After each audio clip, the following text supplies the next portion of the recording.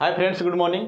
आज हम लोग ज्योग्राफी में एक बहुत ही महत्वपूर्ण टॉपिक करने वाले हैं और अक्सर इस टॉपिक से एग्जाम में प्रश्न पूछे जाते हैं। तो उस टॉपिक का नाम है भारत का भौतिक स्वरूप और इसके कुछ प्रश्नों को हम लोग भारत का परिचय पार्ट 1 में कवर कर चुके हैं। तो जो विद्यार्थी इसका पार्ट 1 नहीं देखे हैं तो एक बार प्लेलिस्ट में जाकर के इसका वीडियो देख लें ताकि आज का जो क्लास होने वाला है वो आपको और भी अच्छे तरीके से समझ में आ सके। तो चलिए, आज के क्लास में जितने भी सारे प्रश्न हैं उन सभी प्रश्नों को हम लोग एक मैप के माध्यम से और अच्छे कॉन्सेप्ट के माध्यम से याद करते हुए चलेंगे। तो भारत का भौतिक स्वरूप में हम लोग जिन मुद्दों पर चर्चा करने वाले हैं वो है पर्वत, मैदान, पठार, तटीय मैदान, मरुस्थल, द्वीप इत्यादि से यहाँ पे प्रश्न आते रहते हैं। तो सबसे पहले आज की वीडियो में हम लोग देखेंगे पर्वत से संबंधित कुछ प्रश्नों को। पर्वत से संबंधित कुछ प्रश्नों को देखते हैं और याद करते हुए चलते हैं।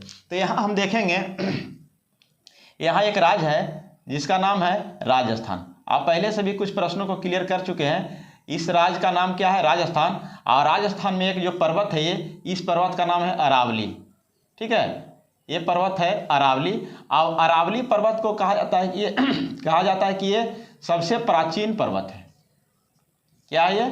सबसे प्राचीन पर्वत है। और प्राचीन पर्वत होने के साथ साथ यह एक अवशिष्ट पर्वत का भी उदाहरण है। ठीक है, अवशिष्ट पर्वत का भी उदाहरण है। तो यहाँ से याद रखिएगा कि अरावली पर्वत कहाँ है। तो अरावली पर्वत ये जो राज्य है ये राजस्थान का क्षेत्र है और राजस्थान में एक पर्वत पाया जाता है अरावली।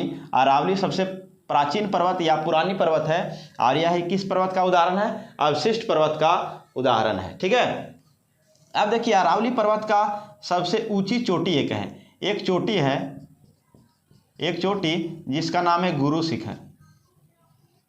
गुरु शिखर। आप पूछा जाएगा कि गुरु शिखर का ऊंचाई कितना है। परस्पर एग्जाम में पूछा जाता है कि दोदा बेटा की ऊंचाई कितनी है, अन्य मुड़ी की ऊंचाई कितनी है। तो उसी प्रकार से यहाँ गुरु शिखर का अगर ऊंचाई पूछा जाए तो यहाँ से कीजिएगा 1722 मीटर। ठीक है, तो गुरु शिखर की ऊंचाई कितना हो गया? 1722 मीटर। तो यहाँ से हम लोगों ने पढ़ा। और यहाँ अगर जब हम हिमालय पढ़ेंगे तो जिस प्रकार से यहाँ बोला गया कि अरावली एक अवशिष्ट पर्वत का उदाहरण है, प्राचीन पर्वत है, तो हिमालय का अगर तुलना करेंगे इससे तो बोला जाएगा कि हिमालय एक नवीन वलित पर्वत है। नवीन है मतलब नया है। और ये है अवशिष्ट पर्वत, तो ये हो जाएगा मुर्दार पर्वत। तो उन प्रश्नों को हम लोग अभी पढ़ेंगे। फिलहाल के लिए हम लोग दक्षिण भारत में कुछ जो प्रश्न बनता है उससे हम लोग देखते हैं। जैसे में यहाँ एक राज्य है, सबसे दक्षिणतम राज्य बोला जाता है, तो दक्षिणतम राज्य कौन है? तमिलनाडु है। ठीक है, तमिलनाडु सबसे दक्षिणतम राज्य कौन है? तमिलनाडु है। और तमिलनाडु में भी एक क्या है? एक पर्वत है। ठीक है, तमिलनाडु में भी एक पर्वत है जिसका नाम क्या है? नीलगिरी की पहाड़ी। यहाँ पे तमिलनाडु में एक पहाड़ी पाया जाता है जिसका क्या नाम है? नीलगिरी। नीलगिरी की पहाड़ी। ठीक है, याद करते हुए चलिएगा। या ऐसे मैप के माध्यम से याद करने से फायदा क्या है कि आपको माइंड सेटअप रहेगा कि कहाँ पे क्या चीज़ स्थित है। तो पढ़ने के साथ साथ हम ये भी देखते जाएंगे कि इसका डायरेक्शन और लोकेशन क्या है। तो नीलगिरी की पहाड़ी कहाँ है? तमिलनाडु में। नीलगिरी की पहाड़ी तमिलनाडु में है। आपको एक मैदान जब हम पढ़ाएंगे तटीय मैदान, तो वहाँ से प्रश्न एक बनेगा कि भारत का पूर्वी बिंदु और पश्चिमी बिंदु का मिलन स्थल जो कहाँ है? तो नीलगिरी की पहाड़ी है। तो यहाँ से याद रखिएगा। तो यहाँ तमिलनाडु सबसे भारत के दक्षिणतम राज्य कौन है? तमिलनाडु। और तमिलनाडु में एक पर्वत पाया गया जिसका नाम क्या है? नीलगिरी की पहाड़ी।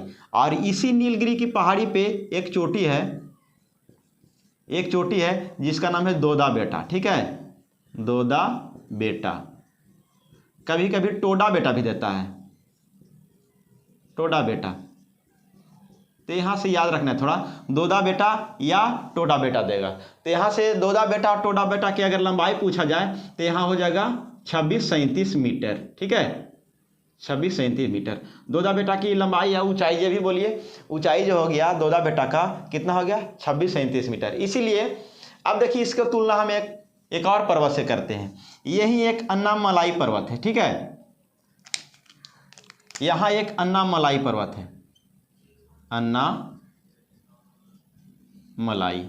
अन्नामलाई पर्वत पे ये जो पर्वत है ये है अन्नामलाई पर्वत। ठीक है, ये अन्नामलाई पर्वत है और इस अन्नामलाई पर्वत पे एक चोटी पाया जाता है जिसका नाम है अन्नेमुड़ी।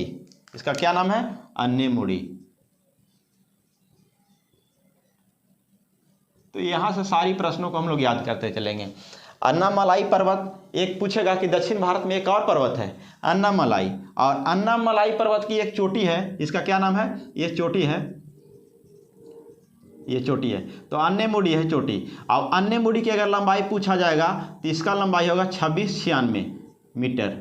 कभी कभी इसका लंबाई देता है 2669, तो आप दोनों क्लियर कीजिएगा, लेकिन लगभग में ये प्रश्न ज़्यादा पूछा जाता है कि अन्नेमुडी की लंबाई कितना है, 2696। तो यहाँ से देखिएगा ये पर्वत और ये पर्वत दोनों का हमने तुलना किया, और तुलना में ये देखने को मिला कि दोदा बेटा की लंबाई है, दोदा बेटा की लंबाई है 2637 और अन्नेमुडी की लंबाई है 2696।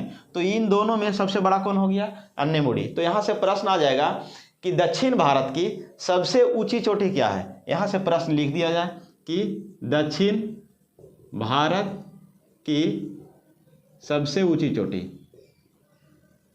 सबसे ऊंची चोटी कौन है, तो ये है अन्नेमुडी। ठीक है, अब अन्नेमुडी किस पर्वत पे है, अन्नामलाई पर्वत पे। उसी प्रकार से यहाँ पूछा जाएगा कि दक्षिण भारत की सेकेंड जो है ऊंची चोटी कौन है, ऊंची चोटी कौन है, तो ऊंची चोटी यहाँ से बोल जाएंगे दोदा बेटा। क्या हो जाएगा, दोदा बेटा, जो कि सेकेंड है। दक्षिण भारत की दूसरी ऊंची चोटी दोदा बेटा, जो नीलगिरी की पहाड़ी पे है। और दक्षिण भारत की सबसे ऊंची चोटी कौन है, अन्नेमुडी, जो किस पर्वत पे है, अन्नामलाई पर्वत पे, सब दक्षिण में है। तो यहाँ से हम लोगों ने कुछ प्रश्नों को क्लियर किया। अब आने वाले प्रश्नों को हम लोग देखते हैं। दोदा बेटा से अन्नामलाई से हो गया। अब यहाँ से हम लोग देखेंगे थोड़ा सा कुछ प्रश्न को, जैसे में यहाँ एक क्षेत्र है और यहाँ एक क्षेत्र है। आप जानते हैं कि ये जो लाइन है, ये लाइन इसको कहते हैं LOC। ठीक है, इस लाइन को क्या कहा जाता है, LOC कहा जाता है। और इस लाइन को क्या कहा जाता है, LAC कहा जाता है। मतलब लाइन ऑफ कंट्रोल और लाइन ऑफ एक्चुअल कंट्रोल। ये है ऑक्सियाई चिन्ह का भाग है, ऑक्सियाई चिन्ह, ये क्षेत्र जो है ऑक्सियाई चिन्ह का है। और ये जो क्षेत्र है, ये जो क्षेत्र तो देख लिया ऑक्सियाई चिन्ह का है, और ये क्षेत्र है इसको कहते हैं POK। ठीक है, POK। तो POK इसको है पाकिस्तान अधिकृत कश्मीर कहते हैं, पाक अधिकृत कश्मीर, इसको क्या कहते हैं, पाक अधिकृत कश्मीर कहा जाता है। तो इससे क्या प्रश्न बनते हैं जो देखिएगा, हम बताने वाले क्या हैं वो प्रश्न को देखिएगा। जैसे में ये क्षेत्र तो जो चीन के अधिकार में हो गया, और ये क्षेत्र भी कहा जाता है कि पाकिस्तान के ही अधीन में है, तो इसलिए पाक अधिकृत कश्मीर कहा जाता है। तो यहाँ से देखिएगा, अगर हम दोदा बेटा और अरावली पर्वत और अन्नामलाई पर्वत का चर्चा किए हैं, तो यहाँ आप देख सकते हैं कि यहाँ एक पर्वत है जिसका नाम है काराकोरम। ठीक है, काराकोरम यहाँ एक पर्वत है, और काराकोरम पर्वत का यहाँ सबसे ऊंची चोटी एक है। ठीक है ना, काराकोरम पर्वत की सबसे ऊंची चोटी ये भी यहाँ एक है, जिसका नाम है K2। क्या है, K2, जिसको हम लोग गाडविन ऑस्टिन भी कहते हैं, गाडविन ऑस्टिन। ठीक है, तो गाडविन ऑस्टिन, और गाडविन ऑस्टिन की लंबाई अगर बोल दे तो कितना होगा, 8611 मीटर। ठीक है, तो पूछा जाएगा कि काराकोरम की पहाड़ी कहाँ स्थित है, तो ये आप जानते हैं कि जम्मू कश्मीर राज्य है, और इस जम्मू कश्मीर में काराकोरम की पहाड़ी है, और इसका ऊंची चोटी का क्या नाम है, K2, जिसको हम लोग हिंदी में गाडविन ऑस्टिन के नाम से भी जानते हैं, और इसका ऊंचाई 8611 मीटर है। लेकिन यहाँ पे एक और है, यहाँ सिक्किम में एक हमारा जो है हिमालय की ऊंची चोटी है, जिसका नाम है कंचनजंगा। तो कंचनजंगा पूछा जाएगा कि कहाँ स्थित है, तो कंचनजंगा सिक्किम में स्थित है। ठीक है, कंचनजंगा कहाँ है, सिक्किम में है। और यहाँ एक जो हम पढ़ते हैं अरुणाचल प्रदेश, ठीक है, अरुणाचल प्रदेश जो है, यहाँ पे भी एक, यहाँ तो हम बताएं कि सिक्किम में हमारा एक पहाड़ी है, एक पर्वत है, एक चोटी है, जिसका नाम है क्या, कंचनजंगा। और यहाँ जो है अरुणाचल प्रदेश में एक जो है पर्वत है, जिसका नाम है नामचा बलुआ, कभी कभी देगा नामचा बर्मा या नामचा बलुआ कभी कभी देगा। तो यहाँ से प्रश्न देखते चलिएगा कि अरुणाचल प्रदेश में एक पर्वत है जिसका क्या नाम है, नामचा बलुआ, और सिक्किम में एक पर्वत है जिसका नाम है कंचनजंगा। तो यहाँ से तुलना क्या किया जाता है कंचनजंगा और काराकोरम K2 से, कि पूछेगा कि भारत की सबसे ऊंची चोटी कौन है, तो भारत की ऊंची चोटी इसको नहीं कर देना है, करना है इसी को। लेकिन अगर प्रश्नों को इस तरह से चेंज करके पूछेगा कि भारत की सबसे ऊंची चोटी कौन है जो वर्तमान भारत में स्थित है, तब क्या हो जाएगा, वर्तमान भारत में कंचनजंगा। लेकिन भारत की ऊंची चोटी कौन हो जाएगा, K2, जिसको हम लोग गाडविन ऑस्टिन के नाम से जानते हैं। वर्तमान भारत में स्थित तब कंचनजंगा, क्योंकि इस पे जो है विवाद है, क्योंकि यह जो क्षेत्र है पाकिस्तान के क्षेत्र में भी है और भारत वाले का, तो भारत और पाकिस्तान के बीच में, दोनों के बीच में यह विवाद है। इसलिए विवादित क्षेत्र को हम लोग नहीं लेकर के बोलते हैं कंचनजंगा जो सिक्किम में है ये हमारे अधिकार क्षेत्र में है, इसलिए बोल सकते हैं भारत में स्थित वर्तमान भारत में सबसे ऊंची चोटी कौन है, तो कंचनजंगा है। ठीक है, तो इतना सारा प्रश्नों को हम लोगों ने क्लियर किया। अब देखते हैं यहाँ पे कुछ प्रश्न, और जैसे में हिमालय से संबंधित कुछ प्रश्नों को देखते हैं। ठीक है, तो यहाँ से देखिए हिमालय को कितने भागों में बांटा गया। सबसे पहले हिमालय को बांटा गया है 4 भागों में। देखिए ये जो क्षेत्र आप देख रहे हैं ये हिमालय का क्षेत्र है। ठीक है, ये हिमालय का क्षेत्र है और हिमालय को कितने भागों में बांटा गया, 4 भागों में बांटा गया। तो आप एक बार फिर से एक बार रिकॉल कर लेते हैं, हिमालय को कितने भागों में बांटा गया, 4 भागों में बांटा गया। जैसे एक भाग ये है सेकेंड भाग, और ये थर्ड, और ये क्या है 4। तो हिमालय में कहने का मतलब इस तरह से हिमालय की आकृति इस प्रकार से बना हुआ है, जैसे में इस तरह से चोटियाँ, बहुत सारे हिमालय में इस तरह की चोटियाँ बनी हुई है, इस तरह की। तो इस तरह की चोटियों को हम लोग अलग अलग नामों से जानते हैं, जिस प्रकार से इस तरह के बहुत सारी चोटियाँ बनी हुई हिमालय में। ठीक है, इसमें कोई भी हिमालय हो, चाहे शिवालिक हिमालय हो, चाहे मध्य हिमालय हो, या फिर लघु हिमालय हो, कोई भी, तो इस तरह के बहुत सारी चोटियाँ बनी हुई है बड़ी बड़ी। तो इसको हम लोग किस प्रकार से पढ़ेंगे, तो सबसे पहले यहाँ देखेंगे कि हिमालय को कितने भागों में बांटा गया। हिमालय पहले शुरू हम लोग देखते हैं कि हिमालय जहाँ अभी वर्तमान में जहाँ पर हिमालय है, वहाँ पर हिमालय से पहले कौन था, तो टेथिस सागर था, टेथिस सागर। ठीक है, याद रखिएगा, ये प्रश्न बहुत ही इंपॉर्टेंट है। पूछेगा कि जहाँ भी वर्तमान में हिमालय स्थित है वहाँ पे पहले क्या हुआ करता था, तो एक सागर हुआ करता था जिसका नाम है टेथिस सागर। ठीक है, तो इसी हिमालय को कितने भागों में बांटा गया, 4 भागों में बांटा गया। तो उन 4 भागों को हम लोग पढ़ेंगे। जैसे में पहला हो गया ट्रांस हिमालय। ठीक है, फिर हो गया ट्रांस हिमालय। दूसरा हो गया वृहत हिमालय, वृहत या महान हिमालय।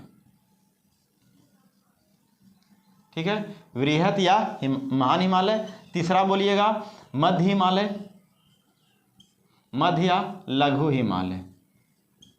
याद करते हुए चलिएगा। ठीक है, याद करने से इस प्रकार से पढ़ने से क्या होता है, मैप जो है माइंड में सेट होता है और प्रश्न को आप एक अनुमानित तौर पर भी कर सकते हैं। तो मध्य हिमालय हो गया, और चौथा हो गया शिवालिक हिमालय, शिवालिक हिमालय। ठीक है, तो चौथा हो गया क्या, शिवालिक हिमालय। आप देख सकते हैं यहाँ पे, तो यहाँ पे जो इसको क्या बोला गया, आप यहाँ देख सकते हैं, ये जो हिमालय है यहाँ से लेकर सबसे ऊपर जो हो गया ट्रांस हिमालय, और ट्रांस हिमालय के जो नीचे का जो हिमालय है उसको क्या कहते हैं, मध्य वृहत हिमालय कहते हैं। और बृहत हिमालय का जो नीचे है उसको क्या कहते हैं, मध्य हिमालय। और सबसे नीचे जो है शिवालिक हिमालय। तो अब देखिए सबसे पहले क्या बोलेंगे, यहाँ पर बोला जाएगा कि मतलब हिमालय पर्वत, अगर माउंट एवरेस्ट की चर्चा किया जाएगा तो हिमालय पर्वत की सबसे ऊंची चोटी, हिमालय पर्वत की सबसे ऊंची चोटी का क्या नाम है, तो सबसे ऊंची चोटी का क्या नाम है, माउंट एवरेस्ट नाम है, माउंट एवरेस्ट। ठीक है, माउंट एवरेस्ट। तो माउंट एवरेस्ट की ऊंचाई क्या है, 8,848 मीटर, या कभी कभी देगा 8,850 मीटर। तो ये 8,848 8,850 का क्या कॉन्सेप्ट है, मतलब ठंडे का जब दिन आता है तो उसमें उसका ऊंचाई कुछ बर्फ जम जाने के कारण 8,850 मीटर हो जाता है, और गर्मी के दिनों में कुछ बर्फ वही पिघल जाता है तो उसका ऊंचाई हो जाता है 8,848 मीटर। तो इस तरह का कॉन्सेप्ट है। पूछा जाएगा कि विश्व की सबसे ऊँची चोटी का क्या नाम है, तो यहाँ हो जाएगा माउंट एवरेस्ट, है ना। माउंट एवरेस्ट की ऊंचाई कितना है, 8,848 मीटर। इतना बात हो गया क्लियर। अब देखिए पूछा जाए कि माउंट एवरेस्ट किस हिमालय का भाग है, मतलब चार हिमालय को चार भागों में बांटा गया। ट्रांस हिमालय, बृहत हिमालय, मध्य हिमालय, शिवालिक हिमालय। तो इन चारों हिमालय में माउंट एवरेस्ट किसका भाग है? तो माउंट एवरेस्ट बृहत हिमालय का भाग है। ये देखिए माउंट एवरेस्ट किसका भाग है? बृहत हिमालय का। ये जो देख रहे हैं ये माउंट एवरेस्ट का क्षेत्र है। और माउंट एवरेस्ट जो है पाया जाता है किस हिमालय में? यह पाया जाता है ये बताए हैं सेकेंड स्थान पे कौन है? बृहत हिमालय। तो माउंट एवरेस्ट किसका भाग है? बृहत हिमालय या महान हिमालय का है। तो यहाँ से लिख देते हैं थोड़ा, माउंट एवरेस्ट कहाँ पाया जाता है? बृहत हिमालय में। ठीक है, बृहत हिमालय में। तो यहाँ से क्लियर कीजिएगा। और माउंट एवरेस्ट को कई जगहों पर अलग अलग नामों से भी जाना जाता है। जैसे में देखिए यहाँ पे एक क्षेत्र है तिब्बत। ठीक है, यहाँ आप जानते हैं कि ये तिब्बत है, तिब्बत। और तिब्बत में ही यहाँ एक जगह है मानसरोवर झील। एक झील है मानसरोवर झील। और झील से कुछ प्रश्न बता देते हैं जब आ ही गया तो। यहाँ पे तिब्बत है और तिब्बत के मानसरोवर झील से एक नदी निकलता है जिसका क्या नाम है? आप पहले से भी जानते हैं। इस नदी का नाम है सिंधु नदी। ठीक है, इसी नदी के किनारे हमारा इंडस वैली सिविलाइजेशन का विकास हुआ था। तो तिब्बत के मानसरोवर झील से एक नदी निकलता है जिसका नाम है कौन सा नदी? यह है नदी सिंधु नदी। और सिंधु नदी का जल भारत में 20% ही जो है मिलता है और पूरा 80% जो है कौन इसका ग्रहण करता है? पानी पाकिस्तान करता है। तो फिर से एक बार पूछा जाएगा कि सिंधु जल समझौता कब हुआ? तो 1960 ईस्वी में हुआ। किन दो देशों के बीच हुआ? तो भारत और पाकिस्तान के बीच हुआ। और भारत और पाकिस्तान के बीच होने के साथ साथ पाकिस्तान इसका कितना % जल ग्रहण करता है? तब पाकिस्तान इसका 80% जल ग्रहण करता है और भारत इसका जल कितना % ग्रहण करता है? 20% जल करता है। लेकिन यहाँ पर जो है चेनाब, सतलज इत्यादि जो नदी है ना, उसका जो है 5 नदियों का जो है जल भारत ग्रहण करता है। इसीलिए लेकर के एक समझौता हुआ था, सिंधु जल समझौता। तो 1900 कितना ईस्वी में? 60 ईस्वी में हुआ था। भारत बोल रहा था कि हम पानी रोक करके एक बार बहा देंगे तो पाकिस्तान दह जाएगा, और ये बोल रहा था पाकिस्तान की जब तुम पानी रोकोगे तब तुम्हारा देश में बाढ़ आ जाएगा। इसलिए दोनों के बीच में समझौता हुआ जिसको हम लोग जानते हैं सिंधु जल समझौता। कितना ईस्वी में? 1960 ईस्वी में। तो हम समझाने वाले थे, देखिए यहाँ पे हम हिमालय समझा रहे थे कि हिमालय को कई जगहों पर अलग अलग नामों से जाना जाता है। जैसे में ये तिब्बत है, तो तिब्बत में जो हिमालय यहाँ जो देखें ये, तो यहाँ जो तिब्बत का क्षेत्र है यहाँ पे बताएं तिब्बत है, तो वही तिब्बत की बात की जा रही है। यहाँ पे जो हिमालय है इस तरह से इसे हिमालय जो है ये हिमालय को तिब्बत में क्या कहते हैं? हिमालय को तिब्बत में कहते हैं चामोलुंगमा। क्या बोला जाता है? चामोलुंगमा। ठीक है, तो ये हिमालय को तिब्बत में क्या बोला जाता है? चामोलुंगमा। और चामोलुंगमा को क्या कहते हैं? पर्वतों की रानी कहा जाता है। पर्वतों की रानी। तो यहाँ से याद रखिएगा कि पूछा जाएगा कि चामोलुंगमा को क्या कहा जाता है? पर्वतों की रानी। और तिब्बत में माउंट एवरेस्ट को या हिमालय को, माउंट एवरेस्ट या बोलिए चाहे हिमालय बोलिए, क्योंकि माउंट एवरेस्ट हिमालय का ही भाग है, तो हिमालय को तिब्बत में क्या बोला जाता है? तो बोला जाता है क्या? चामोलुंगमा। फिर से एक बार, हिमालय को तिब्बत में किस नाम से जाना जाता है? तो चामोलुंगमा के नाम से जाता है। और वही हिमालय जब यहाँ आ जाता है, यही हिमालय जब देखिए यहाँ एक देश है जिसका नाम है म्यांमार। यहाँ एक देश का क्या नाम है?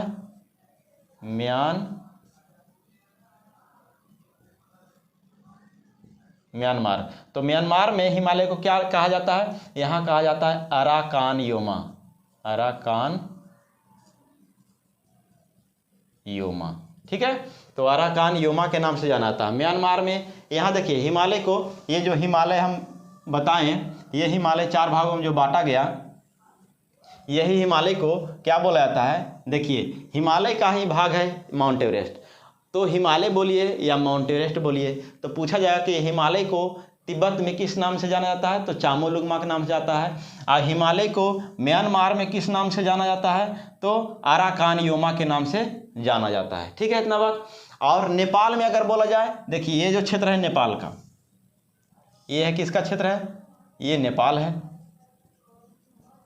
नेपाल, ठीक है। नेपाल में हिमालय को किस नाम से जाना जाता है, तो नेपाल में हिमालय को जाना जाता है सागर माथा के नाम से,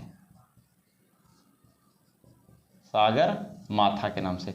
तो इन सभी प्रश्नों को हम लोग एक एक करके देखते चलेंगे कि नेपाल में हिमालय को किस नाम से जाना जाता है, तो नेपाल में हिमालय को सागर माथा के नाम से जाना जाता है। और वही हिमालय, यही हिमालय जब इस तरह से आता है तो जलीय क्षेत्र में जो है, ये जो है बंगाल की खाड़ी का जो क्षेत्र है, बंगाल की खाड़ी में कुछ हद तक जो है लुप्त हो जाता है ये हिमालय पर्वत, और फिर से यहाँ एक देखने को मिलता है जिसका नाम है अंडमान निकोबार द्वीप समूह,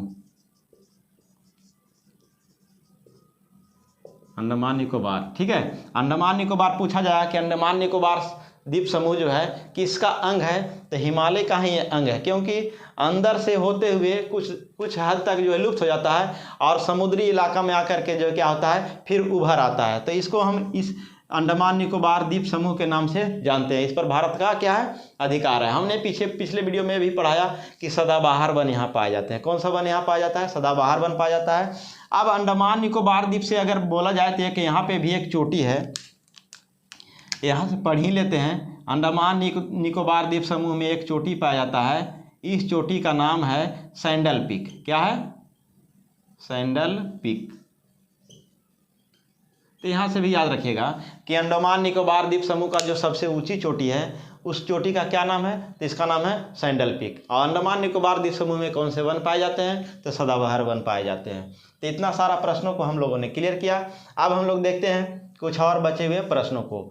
तो प्रश्न बचा हुआ है क्या, अब बचा हुआ है मध्य हिमालय से और शिवालिक हिमालय से कुछ प्रश्न। देखिए मध्य हिमालय से क्या प्रश्न बनता है कि मध्य हिमालय, यहाँ जो है मध्य हिमालय, इसका निर्माण और शिवालिक हिमालय का निर्माण पूछा जाता है कभी कभी, निर्माण, ठीक है। तो निर्माण को याद रखना है। शिवालिक हिमालय का निर्माण प्लायोसिन युग में हुआ। किस युग में, प्लायोसिन युग, प्लायोसिन युग, ठीक है, प्लायोसिन युग में। और इसका निर्माण हो गया ओलियोसिन युग में, ओलियोसिन युग। तो ये दोनों याद रखिएगा कि मध्य हिमालय का निर्माण कहाँ किस युग में हुआ, तो मध्य हिमालय का निर्माण जो हो गया ओलियोसिन युग में हो गया, और शिवालिक हिमालय का निर्माण जो हो गया प्लायोसिन युग में। तो ये याद रखिएगा। और बृहत हिमालय की अगर चर्चा किया जाए, बृहत हिमालय को देख रहे हैं तो बृहत हिमालय सबसे प्राचीन हिमालय है, मतलब ट्रांस हिमालय से भी सबसे पुराना कौन है, बृहत हिमालय। बृहत यहाँ लिख देते हैं कि प्राचीन है ये बृहत हिमालय। पूछा जाए कि चारों हिमालय में सबसे पुराना हिमालय कौन है, तो बृहत हिमालय है। इसीलिए तो इस बृहत हिमालय में माउंट एवरेस्ट स्थित है। और हिमालय को तिब्बत में किस नाम से जानते हैं, तो चामोलुंगमा के नाम से जानते हैं। नेपाल में किस नाम से जानते हैं, तो नेपाल में सागर माथा के नाम से जानते हैं। अब म्यांमार में अगर जाता है यही हिमालय पर्वत तो इसको किस नाम से जानते हैं, तो अराकान योमा के नाम से जानते हैं। और भारत में उसको हिमालय कहते हैं। तो इस तरह के प्रश्नों को हम लोगों ने क्लियर किया। अब देखते हैं कुछ प्रश्नों को, कुछ चोटियों को जो कहाँ कहाँ पाए जाते हैं, ठीक है। तो सबसे पहले हम लोग एक शिवालिक जो है पर्वत है, इससे कुछ प्रश्न आता है, इसको हम लोग अच्छे ढंग से यहाँ क्लियर करते हैं। देखिए जैसे हिमालय को 4 भागों में बांटा गया, 1 भाग, 2, 3। तो यहाँ देखिए, यहाँ हम बताए थे कि तिब्बत के मानसरोवर झील से एक नदी निकलता है और इस तरह से पाकिस्तान में क्या होता है, बहता है। भारत से होते हुए कहाँ जाता है, पाकिस्तान। तो यहाँ देखिए क्या है, ये हम जानते हैं कि सिंधु नदी है, सिंधु नदी है। और ये है यहाँ पे है जो सतलज नदी है, और यहाँ जो है काली नदी है। काली नदी का मतलब यहाँ नहीं है, ये इंडिकेट किया जाता है हिमालय में, हिमालय के क्षेत्रों में कुछ नदियाँ पाई जाती है। जैसे में ये यहाँ पे एक नदी है जिसको हम लोग क्या बोलते हैं, काली नदी। यहाँ एक नदी है जिसको क्या कहते हैं, सतलज नदी। और ये नदी क्या है, सिंधु नदी। और यहाँ है सिंधु, सतलज, काली। यहाँ एक तीस्ता नदी, ठीक है, तीस्ता नदी। यहाँ जो हिमालय में, हिमालय की श्रेणियों में एक नदी, तो कौन सा श्रेणी में, अगर किस श्रेणी की बात किया जा रहा है तो ये श्रेणी याद रखना, ये सारा नहीं होगा, ये थोड़ा सा गलती हो गया यहाँ पे। यह सारा नहीं होगा, ये सिर्फ बात किया जा रहा है शिवालिक हिमालय का, ठीक है। ये बात किया जा रहा है सिर्फ केवल शिवालिक हिमालय के लिए। इस शिवालिक हिमालय में बहुत तरह की नदियाँ पाई जाती है, जैसे में एक सतलज नदी, काली नदी, तीस्ता नदी, तीस्ता, और फिर ये कि यहाँ पे असम में असम हिमालय, ठीक है। यहाँ दिहोंग नदी कहाँ है, तो असम में है। अब दिहोंग नदी से क्या प्रश्न है जो देखिएगा, जैसे में हम जानते हैं कि गंगा को पश्चिम बंगाल में हुगली के नाम से जानते हैं, उसी प्रकार से ब्रह्मपुत्रा जब बहते हुए असम में आता है तो ब्रह्मपुत्रा को असम में जो है ना दिहोंग नदी के नाम से जानते हैं। तो यहाँ से देखिए क्या प्रश्न बनेगा, वो इम्पोर्टेंट है। शिवालिक हिमालय से पूछा जाएगा कि शिवालिक हिमालय को कितने भागों में बांटा गया, तो 4 भागों में बांटा गया शिवालिक हिमालय को। तो कौन कौन से हिमालय, तो देखिए यहाँ से क्या हो गया, सिंधु से सतलज तक हिमालय, और सतलज से काली, और काली से तीस्ता, और तीस्ता से क्या हो गया दिहोंग। तो यहाँ से याद रखिएगा, ऐसे याद रखना है, सिंधु सतलज, सतलज काली, काली तीस्ता, तीस्ता दिहोंग। फिर से एक बार, सिंधु सतलज, सतलज काली, काली तीस्ता, तीस्ता दिहोंग। यहाँ देखिए सिंधु से सतलज, सतलज से काली, काली से तीस्ता, और तीस्ता से दिहोंग। ये प्रश्न बहुत ही इंपॉर्टेंट है और बहुत सारे एग्जाम में पूछा गया, इसलिए इसको याद कर लेना बहुत ही जरूरी है। तो यहाँ से प्रश्न क्या पूछेगा कि सिंधु से सतलज तक के हिमालय को, देखिए ये जो शिवालिक हिमालय है, तो यहाँ जो है सिंधु से लेकर के यहाँ से सतलज तक के, सिंधु से सतलज तक के हिमालय को किस नाम से जानते हैं, तो यहाँ से लिख देते हैं थोड़ा, सिंधु से सतलज, सिंधु से सतलज तक के नदी को, सिंधु से सतलज तक के हिमालय को किस नाम से जानते हैं, तो इसको जानते हैं कश्मीर हिमालय, इसको कह सकते हैं कश्मीर हिमालय, कश्मीर हिमालय या पंजाब हिमालय,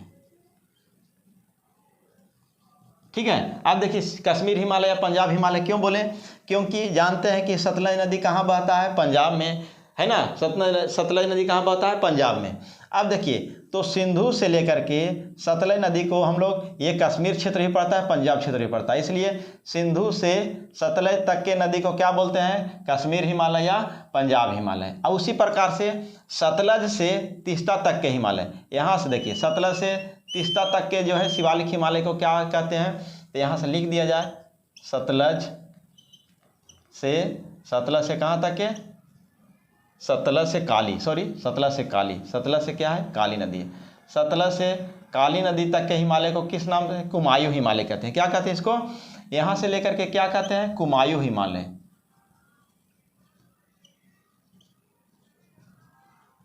अब इसको किस प्रकार से प्रश्न पूछा जाएगा वो थोड़ा देख लीजिए। जैसे में पूछेगा शिवालिक हिमालय को जो 4 भागों में बांटा गया, सिंधु से सतलज, सतलज से काली, काली से तीस्ता, और तीस्ता से दिहोंग।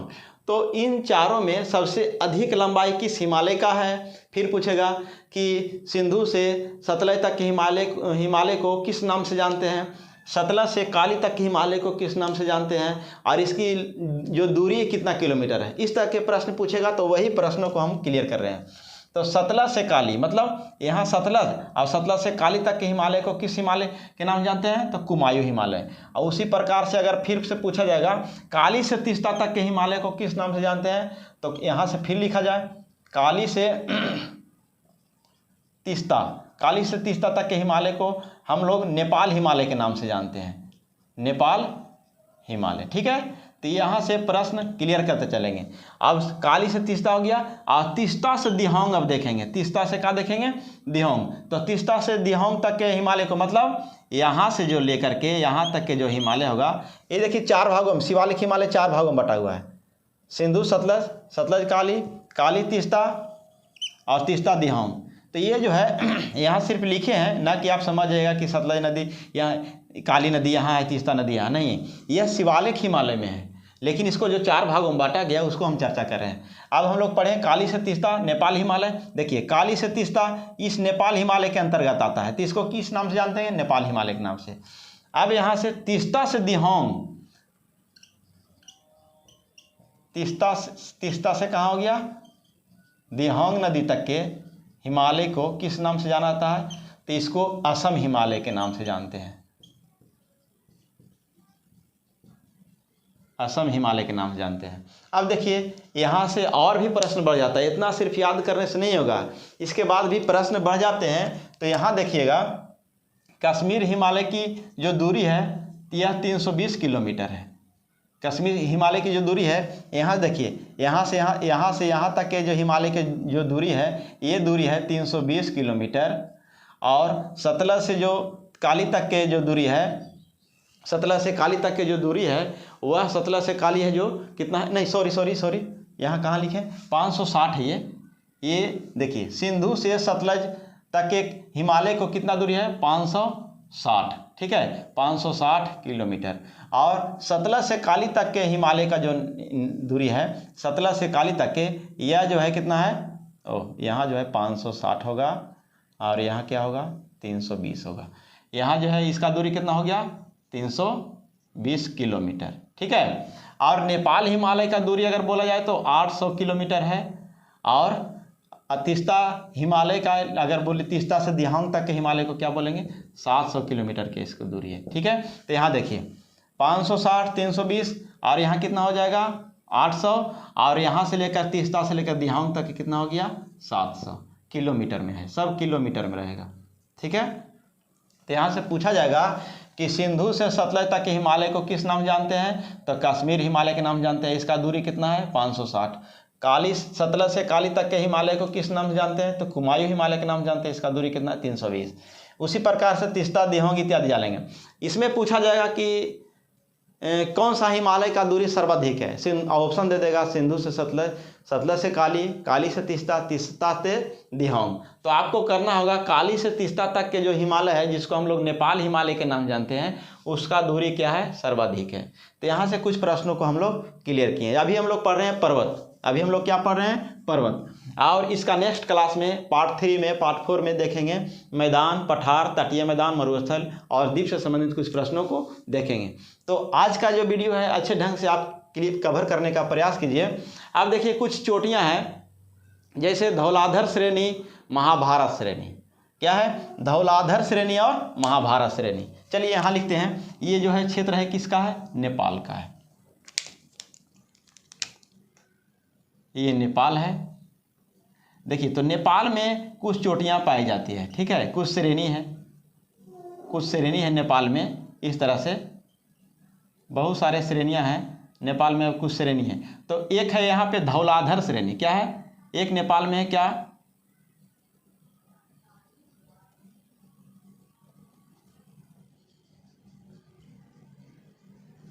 धौलाधर श्रेणी, और एक है महान हिमालय और महाभारत हिमालय, महाभारत श्रेणी, सॉरी महाभारत श्रेणी, ठीक है। यहां से दो प्रश्न को याद रखिएगा, ठीक है। ये दो प्रश्न परस्पर एग्जाम में हमेशा देखने को मिला है, इसलिए हम इसको खोज करके और कलेक्ट करके लिखे हैं। देखिए धौलाधर श्रेणी पूछा जाए कि धौलाधर श्रेणी कहाँ स्थित है, तो धौलाधर श्रेणी नेपाल में स्थित है। और महाभारत श्रेणी ये तो बहुत ही इंपॉर्टेंट है, इसको तो याद करना ही है। महाभारत श्रेणी ये दोनों श्रेणियां जो है किसके अंतर्गत है, नेपाल के अंतर्गत है। तब पूछेगा धौलाधर श्रेणी किसका भाग है, तो नेपाल का भाग है। महाभारत श्रेणी कहाँ पाए जाते हैं, तो पंजाब हिमालय, कश्मीर हिमालय, नेपाल हिमालय, कुमायूं हिमालय। तो यहाँ पर ही करना होगा क्या, नेपाल हिमालय। तो इस तरह से आप अगर एक बार अच्छा ढंग से पढ़ते हैं और दूसरा बार में रिवीजन करते हैं तो इससे जुड़े हुए सारे प्रश्नों को क्लियर कर पाइएगा। तो धौलाधर श्रेणी, महाभारत श्रेणी किसका है, नेपाल का है। और इसके साथ साथ हम लोग कुछ चोटियाँ पढ़ेंगे, उन चोटियों को अच्छे ढंग से देखेंगे, जैसे में एवरेस्ट, मकालू, धौलागिरी, अन्नपूर्णा। फिर से एक बार देखते हैं, जैसे में हम बताए थे कि हिमालय में बहुत सारी चोटियाँ हैं, इस तरह से पाया जाएगा, बहुत सारा चोटी है, ठीक है, इस तरह से। अब खास करके सबसे ज़्यादा कहाँ पे है, नेपाल में। सबसे ज़्यादा चोटियों का निर्माण कहाँ हुआ है, नेपाल में। इसलिए अगर बोला जाएगा कुछ प्रश्न जैसे में एवरेस्ट, मकालू, धौलागिरी, देखिए ओह इधर जगह क्या नहीं है, एवरेस्ट, मकालू, धौलागिरी और एक है क्या, अन्नपूर्णा। अन्नपूर्णा। ठीक है, अब देखिए ये चोटियां हैं, ये क्या है, ये सब चोटियां हैं, ये सब चोटियां का नाम है। यहाँ पे हिमालय पर्वत की कुछ चोटियां हैं, उन चोटियों को यहाँ पर ही लिखा गया है। तो यहाँ से क्या प्रश्न बनेंगे वो देखिए। पूछा जाएगा कि एवरेस्ट शिखर कहाँ है, तो सीधा बोलना है नेपाल में। मकालू कहाँ है, वो भी नेपाल में है। ठीक है, धौलागिरी पर्वत कहाँ है, तो वो भी नेपाल में है। अन्नपूर्णा कहाँ है, तो भी नेपाल में। सारा क्या है, नेपाल में है। लेकिन उत्तराखंड से कुछ जो प्रश्न है उसको हम लोग देखते हैं। जैसे में यहाँ जानते हैं एक हमारा राज्य है जिसका नाम है उत्तराखंड। उत्तराखंड में कुछ जो है जगह है उससे प्रश्न कुछ आता है, उन प्रश्नों को हम लोग देखते हैं। जैसे में पूछेगा नंदा देवी त्रिशूल बंदरपूछ, नंदा देवी त्रिशूल और बंदरपूछ। जैसे में एक नंदा देवी है, नंदा देवी की पहाड़ी, बंदरपूछ है ना, नंदा देवी की पहाड़ी, बंदरपूछ। और फिर इसके साथ साथ में और भी बहुत सारे कई जो हैं, जैसे में नंदा देवी हो ही गया और बंदरपूछ हो गया। बद्रीनाथ और त्रिशूल क्या है, बद्रीनाथ और त्रिशूल, बद्रीनाथ और ये क्या है, त्रिशूल। ये कहाँ पाए जाते हैं, तो ये जो है हमारा जो यहाँ पे राज्य है एक उत्तराखंड,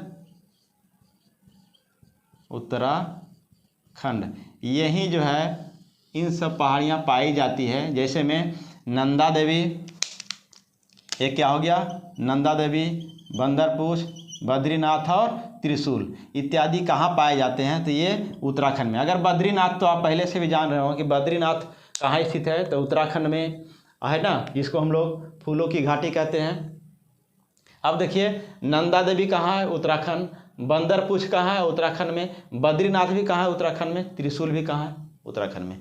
और इससे पीछे जो प्रश्न बना था, जो पर्वत से जुड़े हुए जितने भी सारे प्रश्न थे लगभग, उन प्रश्नों को हम लोगों ने क्लियर किया और एक अच्छे कॉन्सेप्ट के माध्यम से, एक अच्छे ट्रिक के माध्यम से पढ़ने का प्रयास किया। ठीक है, और भी कुछ प्रश्न है तो हम देखते हैं थोड़ा सा क्या है। अब प्रश्न नहीं है, हाँ एक प्रश्न और छूटा, आपको बहुत ही इंपॉर्टेंट जो है प्रश्न छूट गया। देखिए यहाँ काराकोरम के आसपास इस क्षेत्र में एक जो है पर्वत है, इसको तो छोड़ना नहीं चाहिए।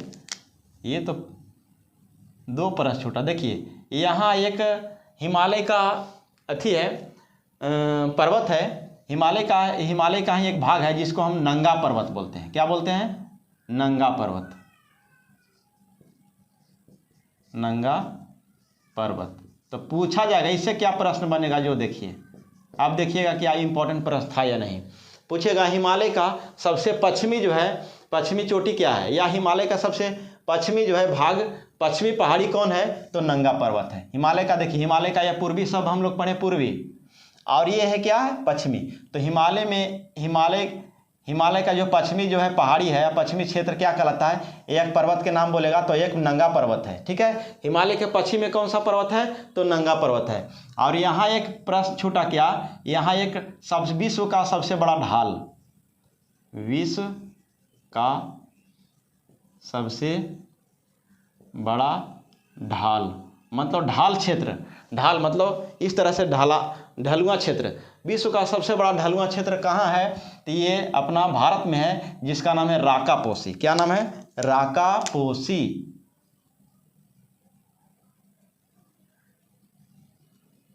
राकापोसी सबसे बड़ा ढाल क्या है, विश्व का सबसे बड़ा ढाल राकापोसी, याद रखिएगा।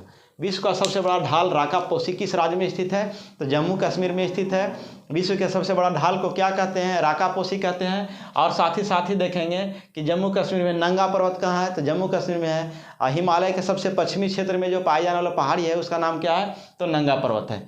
तो आज का क्लास के जितने भी सारे प्रश्न थे उन प्रश्नों को हम लोग एक अच्छे कॉन्सेप्ट के माध्यम से और मैप के माध्यम से क्लियर करने का प्रयास किए। आपको अगर ये वीडियो मेरा अच्छा लगे तो लाइक और सब्सक्राइब और शेयर कीजिएगा। तो मिलते हैं आपको नेक्स्ट वीडियो में, जिसके साथ हम लोग पढ़ेंगे पर मैदान, पठार, तटीय मैदान, मरुस्थल और द्वीप इत्यादि से। तो थैंक यू इस वीडियो को देखने के लिए।